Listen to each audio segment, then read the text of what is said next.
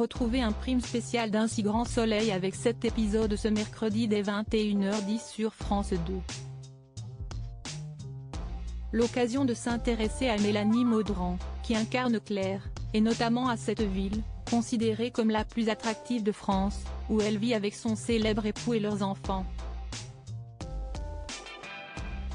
Mélanie Maudran est connue pour son rôle dans le célèbre feuilleton télévisé quotidien Un si grand soleil.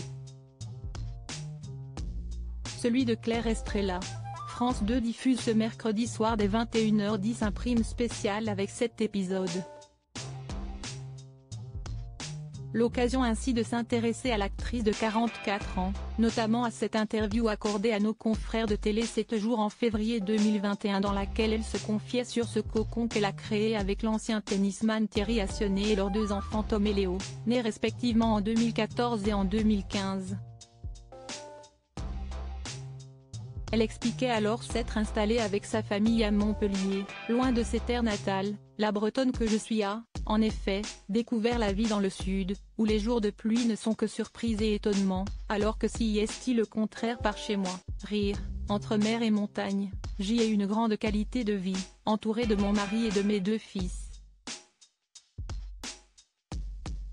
Si elle reste profondément attachée à sa Bretagne et à son état d'esprit, elle est très heureuse dans l'Hérault.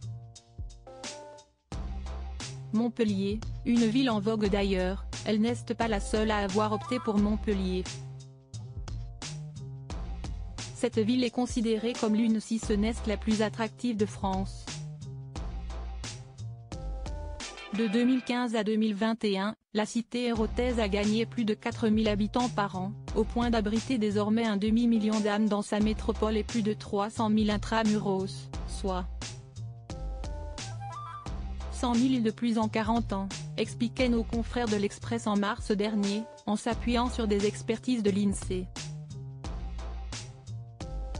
La préfecture de l'Hérault est clairement la championne de la croissance, confirmait notamment Caroline Jamet, la directrice de l'Institut national de la statistique et des études économiques en Occitanie. On y trouve aussi bien des étudiants que des actifs et des retraités, attirés par les 300 jours de soleil par an, mais aussi par la proximité de Marseille et de Toulouse, ajoutait Francis Cransac, président de l'association EVF, Accueil des villes françaises, à Montpellier.